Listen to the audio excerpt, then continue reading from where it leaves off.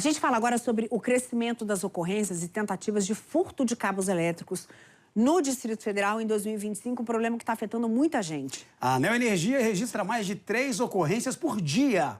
Gente, todos os dias são pelo menos 3, hein? Os criminosos, então, estão agindo à solta por aí e impactam, claro, no fornecimento de energia de mais de 100 mil clientes. Em todo o ano de 2025 foi assim. Vamos falar com a Cris Otaviano ao vivo agora? A gente quer saber, por exemplo, qual região se destaca pelo número de ocorrências, já que o problema se espalha por todo o Distrito Federal. Será que tem uma região com mais incidência, hein, Cris? E as consequências disso para todo o Distrito Federal e para o abastecimento? Bom dia. Bem-vinda.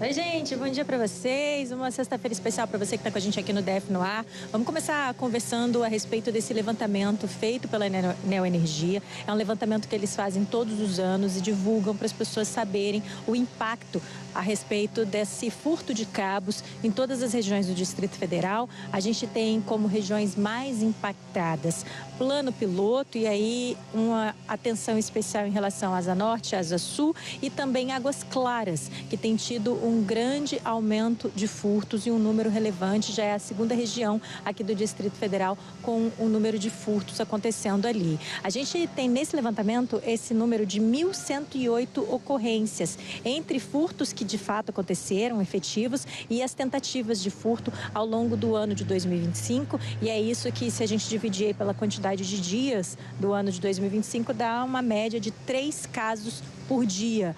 O impacto é, além da quebra do abastecimento, porque você rouba um pedaço de cabo ali e você acaba afetando uma grande quantidade de residências, uma grande quantidade de endereços e até comércios, a gente tem também a questão do prejuízo de quem tem essa rede aí impactada e acaba perdendo, de repente, equipamentos eletrônicos. Há uma falta de estabilidade da rede, a energia chega muito forte, falando assim de forma leiga, né? Ou de repente mais devagar, isso acaba aí trazendo impactos pessoais, individuais, dentro de empresas e também das casas.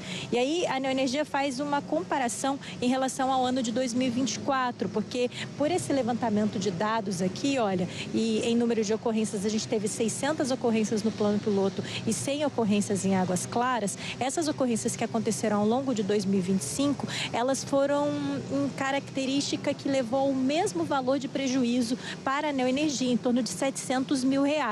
Então, pela percepção da Neoenergia, os cabos que estão sendo furtados agora são de locais mais fáceis de retirada, são estruturas que são mais fáceis de ser repassadas depois. É diferente do que aconteceu ao longo de 2024, que eram furtos, eu vou chamar de um pouco mais sofisticados, não é exatamente isso, mas eram redes que eram mais impactadas, com talvez uma quantidade maior ou com uma tal sofisticação e robustez maior nesse furto.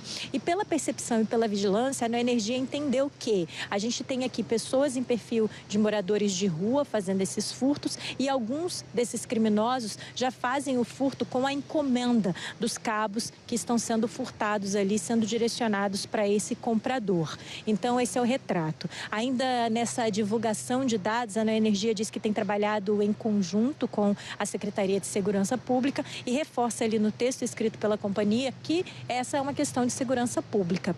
Olhando o que outras cidades, outras capitais fazem em relação a esse furto do cobre, que é um material que tem se valorizado, o que tem se percebido? Aqui no Brasil, a atuação tem sido feita nos receptadores, o pessoal que está comprando esse tipo de material. E que tipo de atuação tem sido feita nas outras capitais? É o olhar atento ali, por exemplo, a ferros velhos. Você faz o cadastramento desses ferros velhos, você dificulta essa venda de produtos sem nota, de cobre, por exemplo, que tem sinais de queima, e uma fiscalização nesses estabelecimentos para ter certeza de que estes lugares onde é feita a compra está obedecendo aí as regras, para que, não tendo comprador, não tem mais a pessoa que vai furtar, porque não vai ter quem comprar, não vai dar nenhum dinheiro para ela vai parar de fazer essa atuação criminosa, vai procurar aí outro jeito de fazer uma atuação aí para poder conseguir o seu recurso.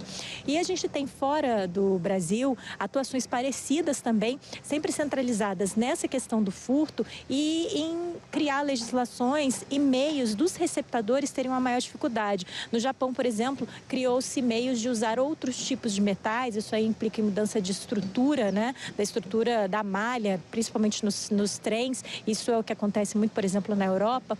Mas aqui no Brasil a gente tem esses exemplos aí de uma atuação bem mais forte dentro dos receptadores. Para a gente que é cidadão, que está na rua, que está acompanhando, o importante é, teve furto aí perto da sua casa, teve alguma incidência, não passa por cima disso, liga na Neoenergia sim para reclamar, para ser feito o reabastecimento, mas não deixe de ligar à Secretaria de Segurança Pública também, porque assim a gente tem os registros policiais sendo casados com os registros da Neoenergia e isso ajuda o pessoal que está aí na estratégia para combater esse tipo de crime a se organizar em circunstâncias de inteligência e atuação direta no crime.